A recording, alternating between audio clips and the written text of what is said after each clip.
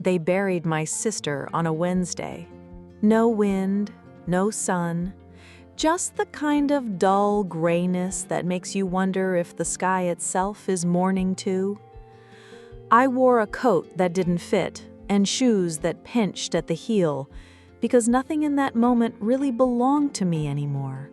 Not comfort, not space, not even grief. People shuffled around the cemetery in clusters, speaking in hushed tones like sorrow was contagious. I stood alone, quiet as a gravestone, clutching a handkerchief that wasn't mine, listening to a priest mispronounce Eleanor's middle name. She would have hated that. Eleanor Hartwell wasn't the kind of woman to let details slide. She color-coded grocery lists and labeled her freezer meals with expiration dates in bold marker. The woman had backup batteries for her flashlight and backups for the backups. If Eleanor made a plan, it was written, signed, and reviewed quarterly, especially the will. We were twins, not just by blood, but by soul. Born 7 minutes apart in a farmhouse just outside Asheville, North Carolina. We used to say that we didn't come from the same mother, we came from the same heartbeat. And now half of that heartbeat was in a wooden box 6 feet beneath wet soil. Everyone kept saying how strong I was, how composed, how brave. But I wasn't strong. I was silent. Because strength suggests intention, and silence, well, silence was all I had left. After the service, I stood by the casket longer than I should have, staring at the flowers piled on top like apologies. Eleanor's stepchildren, who hadn't called her in 6 years, stood nearby, laughing too loudly, checking their watches like they were waiting for a brunch reservation. I could see it in their eyes, the calculation. They thought this was over. They thought I was irrelevant. They thought the old woman in the stiff coat was just another bystander. They were wrong. When I walked into Cartwright and Sloan the next day for the will reading, the air smelled of lemon polish and paper money. I had been in that office once before, decades ago with my father. Back then, it felt safe, like the law still meant something. But that day, I felt cold, excluded. Something was off before I even sat down. There was no warm greeting, no small talk, just the sound of a folder being opened and a voice that read like a knife. All assets to be transferred to Thomas and Margaret Hartwell, surviving children of the late Robert Hartwell, Eleanor's second husband. I waited. I waited for my name, for the clause, for the sentence that would remind the world that Eleanor and I had spent our entire lives side by side. But it never came. I didn't flinch. I didn't ask questions. I didn't argue. I simply smiled, the way Southern women smile when the tea is bitter and the company's worse. Because I had already run through this possibility in my mind the night of the funeral. I had already heard Eleanor's voice in that last voicemail. Fragile, raspy, but still sharp. She'd said, "If anything happens, check the deposit box. Don't trust the papers on the table. They'll try to erase you, but they can't touch the truth." So I left that office with the official version of Eleanor's wishes tucked inside my purse and the real ones locked in my heart. Because you can forge a signature, you can doctor a document, but you can't fake what 2 people build over 74 years of life. They made a mistake, a crucial one, and I was going to make sure they remembered it. I didn't go straight home after the will reading. Instead, I drove to Eleanor's house, our house, really, and parked outside for almost 20 minutes without getting out of the car. The engine was off, but my memories were loud. That porch still held our last summer, the rocking chair she wouldn't let me replace, the wind chimes Jim had gifted us the Christmas before he passed. It all looked the same, but it didn't feel the same. The silence was different now. Heavier. Not peaceful, but suspicious. When I finally stepped inside, the smell nearly broke me. Lavender linen spray, cinnamon soap, a trace of peppermint tea, all the little comforts Eleanor carried like armor. It was still here, still lingering, like she was about to walk in and ask why I was crying over nothing. I made my way to her room and sat on the edge of the bed we used to fold laundry on. I didn't need to think. My hands moved on their own, guided by a voice that still echoed in my bones. The drawer she always kept locked. Middle one on the right. Mahogany desk. Silver handle, slightly bent from when she'd once slammed it shut after arguing with the tax office. I remembered every scratch on that wood like it was etched into my skin. I opened it. Inside was a worn envelope with my name handwritten in blue ink. My full name, Helen Marie Mathers, the way only Eleanor had written it since we were girls. Beneath the envelope sat a small brass key, cold, heavy, familiar. The bank box key, and I knew. Right then, I knew they had forged her will, but they didn't know about the box. That safety deposit box wasn't listed under her current address. It was tied to a joint account from 2007, one we had used to co-own a rental cabin in the mountains, long since sold, but never closed. We kept the box just in case, and like everything Eleanor ever did, just in case was now just in time. I opened the envelope. Inside, her handwriting curved with practiced care. No hesitation, no crossed-out words. Eleanor never needed to second-guess herself. If you're reading this, Helen, then something went very wrong. I changed my will last year and removed Thomas and Margaret after the estate lawyer caught them trying to sell the Asheville house behind my back. I left everything to you, as we always promised. I signed it, witnessed it, locked the copy in the deposit box. If another will shows up, it's forged. You know me. I plan for everything. Now it's your turn. Fight for us. Love, L. My hands trembled.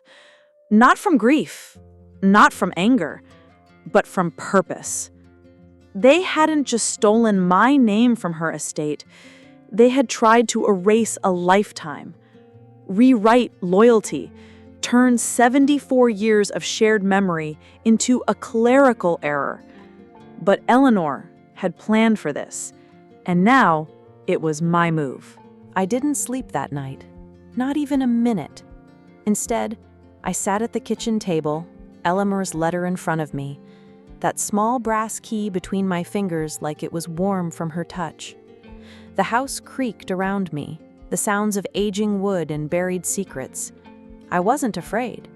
I was awake in a way I hadn't been in years.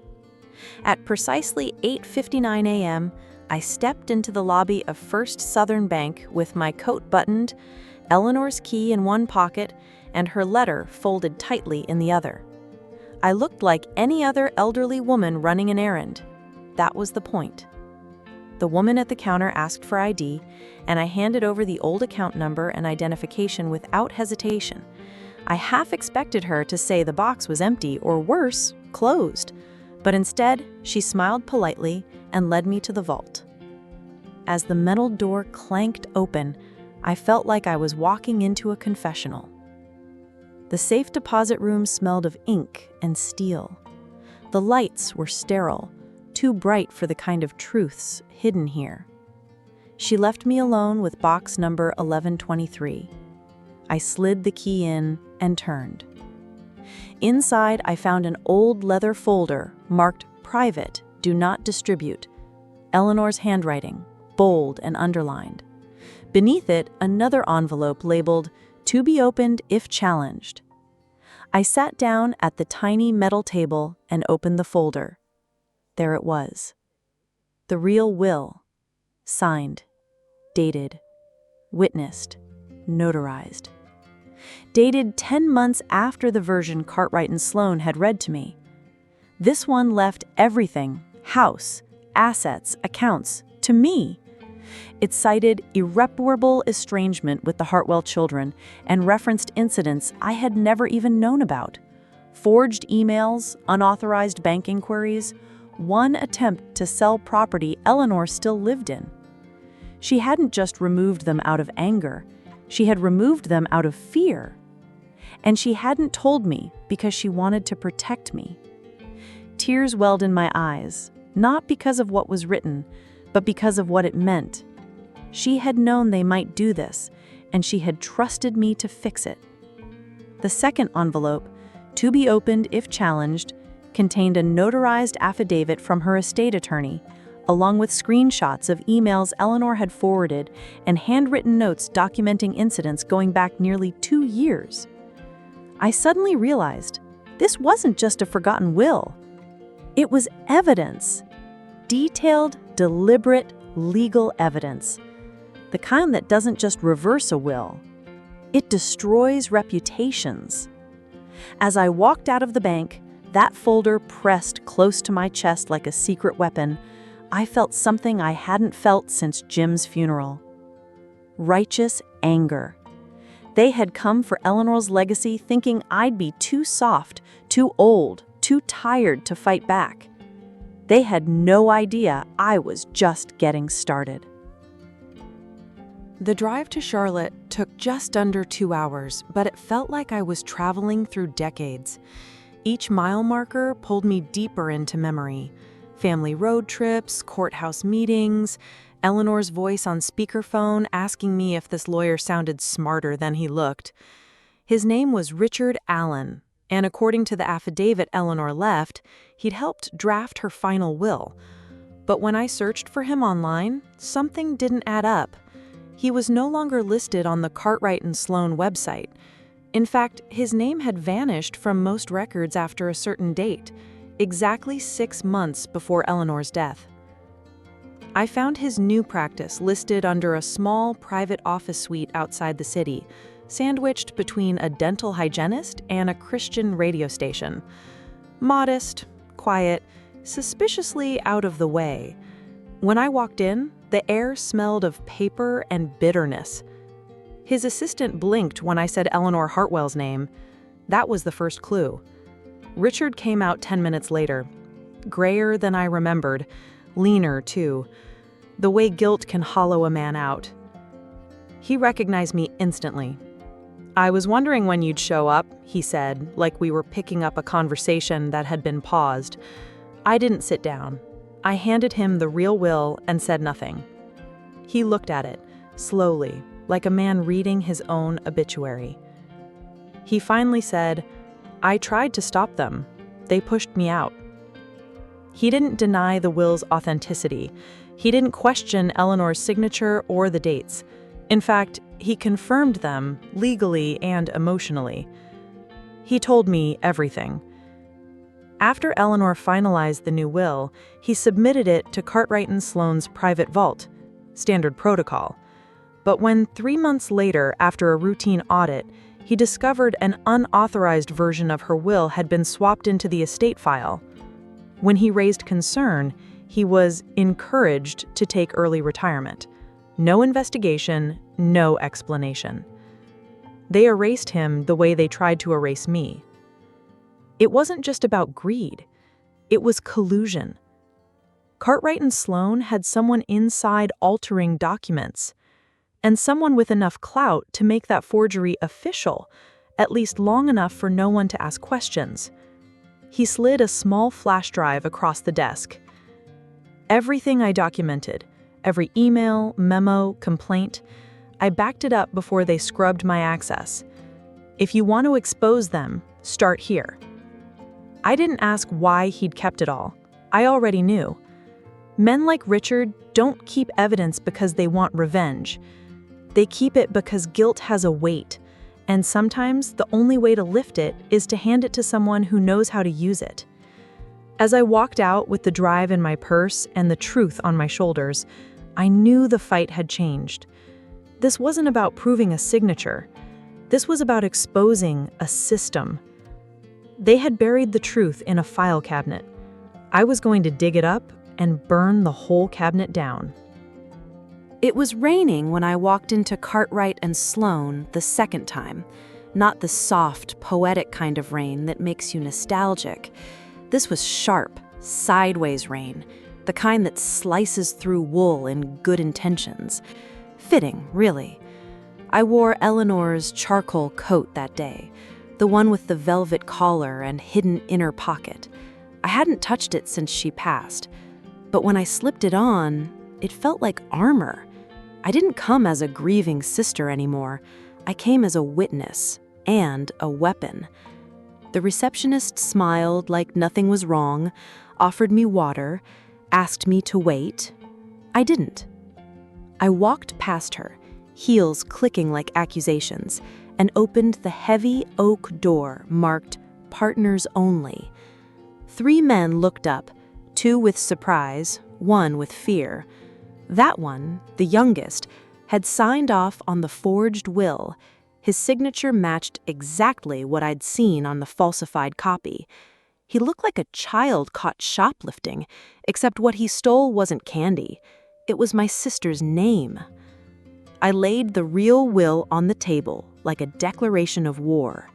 Then, beside it, I placed a slim black folder. The flash drive sat on top. "I'm giving you 72 hours," I said, "to fix this, to file the real will, to inform the probate court of your error, or I take this to the press, the Bar Association, and every single family your firm has ever represented in the past 10 years. No threats, just facts." One of them started to speak, but I raised my hand. "You don't get to talk," I said. "Not until you admit what you've done." They didn't respond. Not really. Just sat there, pale, panicked, calculating. I could see it in their eyes, the math they were running, weighing the cost of fighting me versus the cost of exposure. They were lawyers. They understood leverage. And I had it all. I walked out without waiting for a response. I didn't need one. I'd seen it in their faces. The truth had landed like a lit match on dry paper.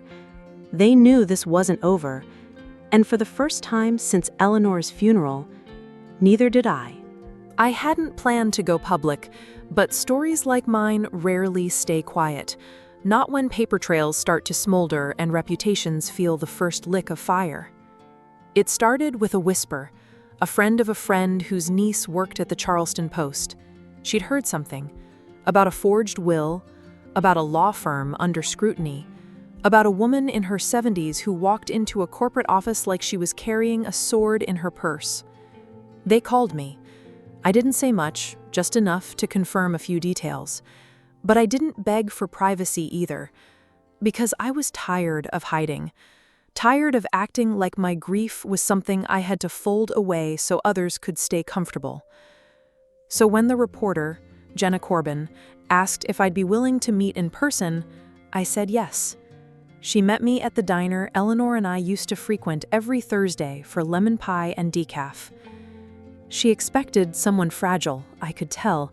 She had that careful smile reporters use when they think they're about to interview someone who might cry. But I didn't cry. I handed her copies of the documents, both wills, the notarized affidavit, the timeline of events, Richard Allen's flash drive files. Her smile vanished. This is a lot," she said. "It's just enough," I replied. I told her everything. How Eleanor changed her will, how Cartwright and Sloane suppressed it, how her estranged stepchildren stood to gain everything by pretending the last 10 months didn't exist, and how I had proof, not just of their deception, but of the firm's direct role in facilitating it. Jenna's voice changed as we spoke, no longer polite, now sharpened. She wasn't just writing a story anymore. She was writing an exposé. The article ran 3 days later, front page. The headline was simple, but it hit like a hammer. Widow battles law firm over forged will and wins round 1. My phone rang for hours. Some calls were from strangers, women I'd never met, thanking me, telling me how they'd been pressured, silenced, cut out of what was rightfully theirs. Most had no proof, no fight left. But now they had someone to point to, a woman like them who hadn't backed down. Some calls were from lawyers, some from old friends. One was from a probate court official who had suddenly taken an interest in the Hartwell case. But the one that mattered most came from Eleanor's former neighbor, Nancy. She said, "Helen, you've started something. You know that, right?" I looked out the window then, watched the wind push through the trees like it was clearing space for something new. "Yes," I said, "and I'm not finished yet." You don't swing at powerful people and expect them to stay quiet. The Hartwells had been silent for weeks after the article dropped, but I knew it wasn't surrender. It was strategy. They weren't licking wounds, they were sharpening knives. It started small, whispers around town, a suggestion that I had misunderstood the will, that Eleanor had been confused in her final months, that I was grieving too hard to think straight. Then came the smear campaign. Someone, likely one of their lawyers, fed an anonymous source to a second-rate blog. They published an article claiming Eleanor had changed her will under duress, that I had isolated her, that I had manipulated an aging woman into cutting out her family. Manipulation. That word landed like a stone in my chest.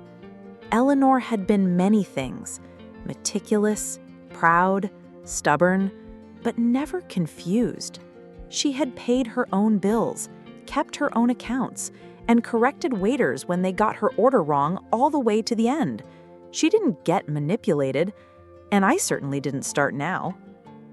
Then Thomas Hartwell gave an interview of his own. He called me bitter, said I was resentful of not being family, said that Eleanor had been planning to reverse everything before her sudden decline. I watched the clip 3 times, not because I doubted myself, but because I needed to see just how far he was willing to go. He wasn't trying to protect his name, he was trying to rewrite history. They hired a crisis PR firm next. I knew because suddenly every Google result for Cartwright and Sloan will forgery was buried beneath ads about protecting elder rights, with the Hartwell family conveniently positioned as advocates. They were spending money fast, not just on damage control, but on distraction. And I knew why. Because they had underestimated the one thing they couldn't spend: the evidence. I had signed documents, witnesses, digital timestamps, a trail they couldn't erase with headlines or hashtags. And more than that, I had voices, real people, supporters who had seen what they were trying to do and now stood behind me like a rising tide. Jenna Corbin reached out again. She said, "Do you want to respond?" I said, "No," because I wasn't going to fight them in the press. I was going to fight them in court.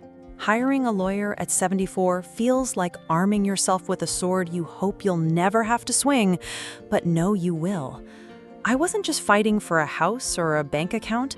I was fighting for a woman who could no longer defend herself. A legacy that had been rewritten in ink that ran with lies. His name was Daniel Kravitz, and he came highly recommended, not just because he won cases, but because he believed in them. A gray-templed, straight-talking former prosecutor who'd spent the last decade representing families in contested estate battles. He reminded me of my late husband, calm, meticulous, and utterly unimpressed by theatrics. When I laid Eleanor's real will on his desk, along with Richard Allen's affidavit and the flash drive of evidence, he looked at me and said, "This isn't just forgery, this is conspiracy." His eyes sharpened when I told him about the PR campaign, the blog smear, and the Hartwells' sudden public pivot into elder advocacy. He pulled off his glasses and smiled, not with amusement, but with confidence. "They're panicking," he said. "They know what's coming." Over the next few weeks, Daniel built our case like a fortress. We filed a petition to invalidate the forged will, requesting a full evidentiary hearing. We subpoenaed records from Cartwright and Sloan, including access logs and document versions. He interviewed the witnesses from Eleanor's notarized will, a retired nurse and a school principal, both of whom remembered Eleanor clearly and described her as sharp as a needle. But the real breakthrough came unexpectedly. Daniel asked if I had gone through Eleanor's storage unit, the one we used to keep seasonal decorations, old records, and files that didn't fit in the house. I hadn't. It hadn't even crossed my mind. When I opened that unit 3 days later, the air smelled like dust and old memories. I found boxes of Eleanor's journals, tax files, and under one crate labeled winter coats, I found something that stopped me cold. A folder labeled, "If They Come For It." Inside, I found a third will, an unsigned draft, handwritten in Eleanor's own script, dated 2 months before the official version. In the margins, she jotted notes. "Leave nothing to Hartwells. Check witness availability. Send updated version to Helen." And at the back, taped to the folder, was a letter addressed to me. "Helen, if they ever challenge this, remind them I watched everything. I documented everything. You don't need to be a lawyer. You just need to remember, truth outlives liars." I held that folder like it was Eleanor's last breath. This wasn't just documentation, it was intention. Proof that she didn't waver, that her choice was deliberate, considered, final.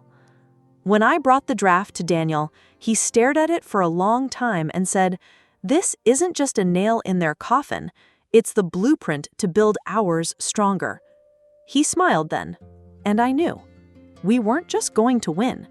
We were going to bury their lies with the same precision they tried to erase Eleanor's truth. The courthouse smelled of lemon wax and quiet judgment.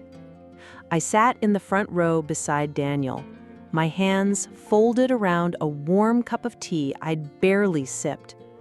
Around us, lawyers shuffled files, court clerks tapped keyboards, and the air pulsed with the tension of unfinished business. But I was calm. Not because I wasn't nervous, I was, but because I wasn't here for revenge. I was here for restoration.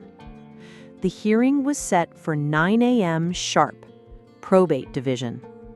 Judge Rosalind DeWitt, early 60s, sharp glasses, sharper mind. The kind of judge who valued facts over flair and who had no patience for sentiment dressed as law. I liked her instantly. The Hartwells sat across the aisle, Thomas in a sleek navy suit, Margaret in a pearl-studded cardigan, both of them stone-faced. Their lawyer, a fast-talking man with glossy shoes and the voice of a salesman, opened with a calm, strategic claim. Mrs. Hartwell was under duress. Our clients had no knowledge of any updated will. There is no credible evidence of forgery. But when Daniel stood and began to speak, the courtroom changed temperature. He laid out a precise, undeniable timeline. The notarized will, the signed witness statements, the date-stamped digital files, the removal of Richard Allen from the firm, and the metadata from the document logs, proving that Eleanor's original file had been accessed and altered without her presence. Each point was another chisel against the Hartwells' foundation. And then Daniel played a recording. It was Eleanor's voicemail to me, the one she left just weeks before her death. Her voice cracked slightly, tired, but lucid and clear. "If anything happens, check the deposit box. Don't trust the papers on the table. They'll try to erase you, but they can't touch the truth." The courtroom went still. Even the judge stopped taking notes. For a full 8 seconds, no one spoke. Then Daniel placed the final document, Eleanor's handwritten draft, on the table before the judge, along with the letter she wrote me, still faintly smelling of the cedar box where I'd found it. I didn't testify long, just enough to remind the court who Eleanor was, a woman who labeled everything, who filed her taxes a month early, who wouldn't let anyone in her house without a background check. The idea that she forgot her will or that she'd ever accidentally omit me was as absurd as her forgetting to water her orchids. When I stepped off the stand, Thomas wouldn't meet my eyes. The Hartwells didn't speak during the hearing, not once, because by then, even they knew the truth wasn't just present in that courtroom. It was speaking louder than they ever could. The judge didn't return for nearly 40 minutes. In courtroom time, that's a lifetime. I sat perfectly still, not out of discipline, but because I didn't want to waste a single breath hoping. Hope is sacred in places like that. You ration it. When Judge DeWitt finally returned, the room held its breath. Even the court reporter adjusted her posture, like the next few words might rewrite something permanent inside her. Judge DeWitt didn't give a speech. She didn't explain her reasoning with flowery preamble. She simply looked down at us and said, "It is the finding of this court that the document dated March 14th, 2022, is the valid and enforceable will of the late Eleanor Hartwell. All previous filings are hereby nullified. The court will file charges of suspected will tampering with the district attorney's office. This hearing is adjourned." Just like that, like thunder without lightning. I exhaled, not dramatically, not loudly, just enough to feel my ribs soften after days of being held too tight. Thomas stood as if to protest, then sat back down. Margaret dabbed at her cheek with a tissue, though I wasn't sure if it was sweat or tears. Maybe both. But I didn't look at them long, because in that moment, I didn't need to. They weren't the story anymore. Eleanor was. Her name would go on the deed. Her wishes would be honored, and I would no longer be the woman erased from the margins of someone else's lie.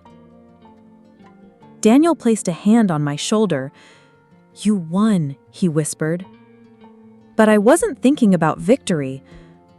I was thinking about Eleanor's letter, about how she knew this would happen, about how she trusted me to carry her truth across a battlefield no one else saw coming. As I walked out of that courthouse, the spring wind caught the hem of my coat. I swear I could smell lavender. 3 days after the ruling, I unlocked the front door of Eleanor's house for the first time in over 2 months. The key slid in like nothing had changed. But everything had. The air was still, not stale, but suspended, like the walls had been waiting for someone to breathe in them again. I walked through each room in silence. The books were still alphabetized, the photo frames still dust-free. Her reading glasses rested on the edge of the sofa table, as if she might walk back in and scold me for touching her things without asking. But she wouldn't. And now, finally, I let that truth wash over me. I sat in her favorite armchair, the blue corduroy one with the threadbare arms, and cried. Not out of grief, not because of the Hartwells, but because the battle was over and the silence no longer needed to be filled with strategy. It could finally be filled with memory. Later that afternoon, I walked through her garden. The lavender bushes had gone wild without her pruning, stretching out like they missed being touched. I knelt and began clipping them, just as she'd shown me years ago. At an angle, Helen, not flat. Let them breathe. Every cut felt like communion. That evening, I lit her favorite candle, vanilla and pine, and opened the envelope labeled, "Do not read until it's over." Inside, another letter, written in her slanted cursive. "Helen, if you're reading this, then you kept your promise. You stayed. You fought.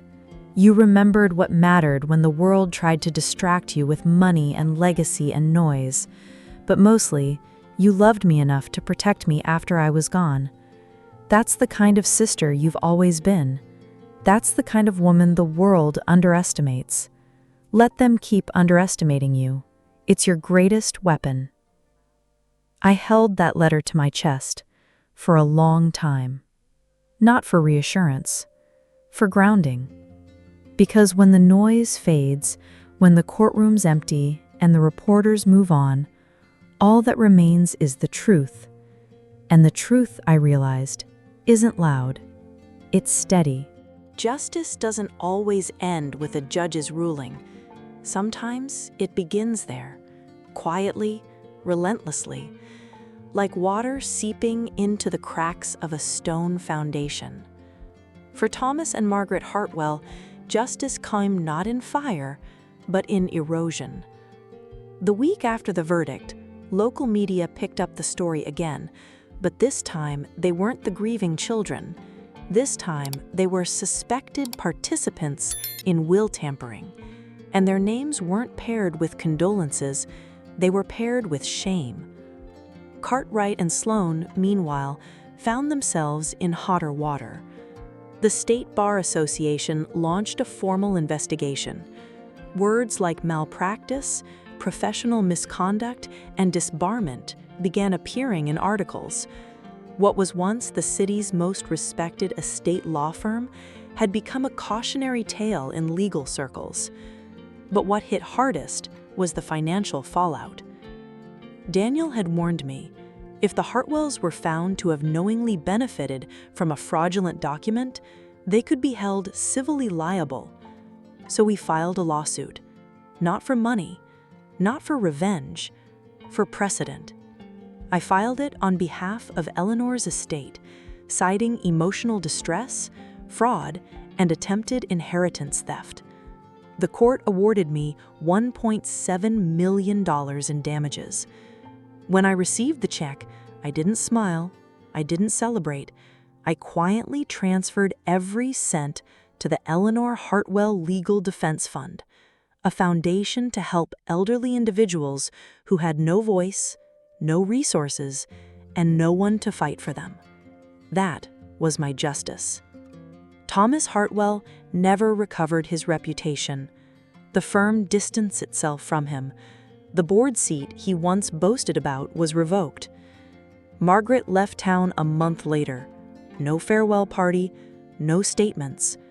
No one came to defend them anymore, because the truth, once unleashed, doesn't just punish the guilty, it isolates them, and the world turns rightfully cold.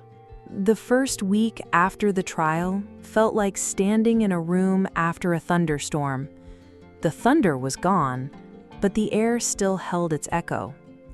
I had gotten so used to the noise, the phone calls, the filings, the interviews, the endless drumbeat of proving, defending, remembering, and then suddenly it was quiet. Not peaceful, just quiet. I'd walk into Eleanor's house, now legally mine, and catch myself waiting for her voice, waiting for the rustle of her slippers across the kitchen tiles, waiting for her to call out from the garden, asking where I put her sun hat. But there was only the creak of old floorboards and the sound of me breathing. I spent my mornings in the garden. It had always been Eleanor's sanctuary, her place of precision and patience. I wasn't as skilled with roses or as militant about weeds, but I like to imagine she'd be proud of my clumsy attempts to keep things blooming. I even found her old journal. Not a diary, but a leather-bound notebook of recipes, quotes, and clipped articles. On one page, she'd written, "The most dangerous thing they underestimate is not your silence, but what you're building in it." I underlined that line in blue pen and left it open on the kitchen table, like scripture. But the strangest part of post-justice life was the way people treated me. Strangers approached me in the grocery store to thank me. Old friends dropped by with casseroles and quiet admiration. One woman, about my age, leaned in and whispered, "You didn't just win for yourself. You won for all of us." And maybe I had. But victory is heavier than it looks. Some nights, I sat by Eleanor's fireplace and just stared at the crackling logs, wondering if she'd forgive me for dragging her name through headlines, even for the right reasons. And yet, in those moments of doubt, I always came back to her final letter, to the line that echoed louder than any courtroom applause. "Let them keep underestimating you. It's your greatest weapon."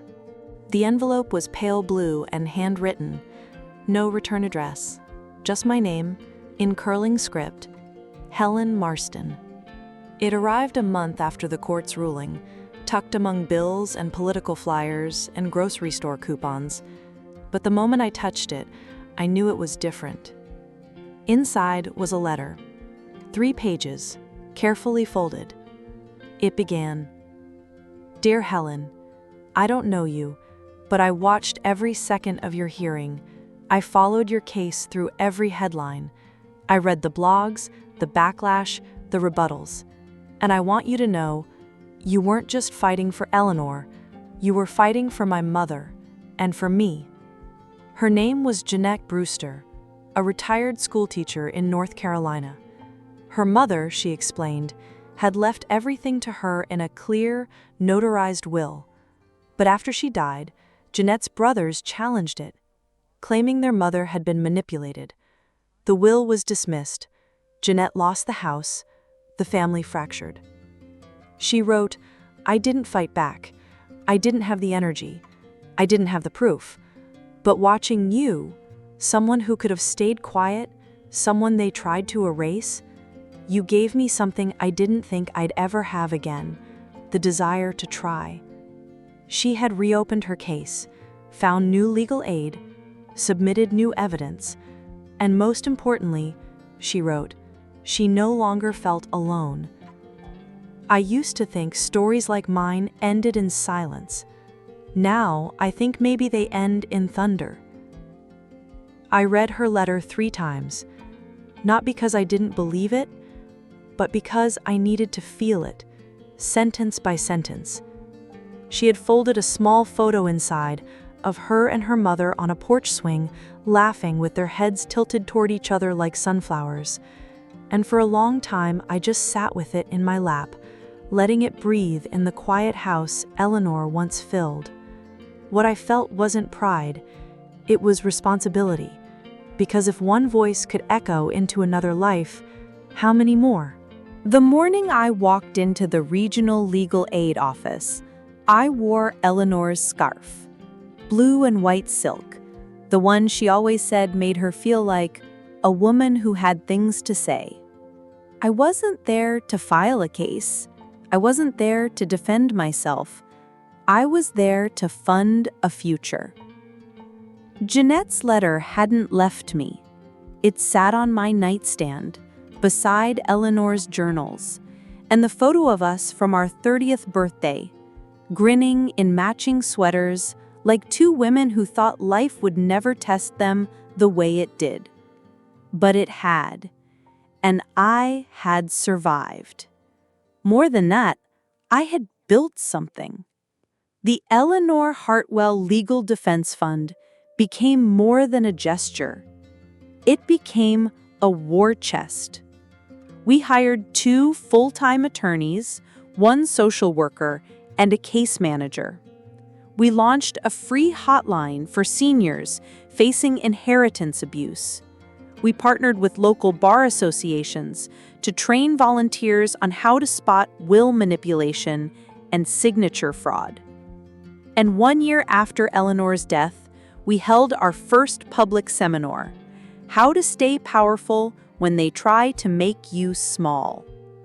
Over 100 people came. Most were women. Most had stories that began like mine, with silence, with betrayal, with some version of erasure. I stood at the front of that room, palms trembling, heart full. I told them what Eleanor told me.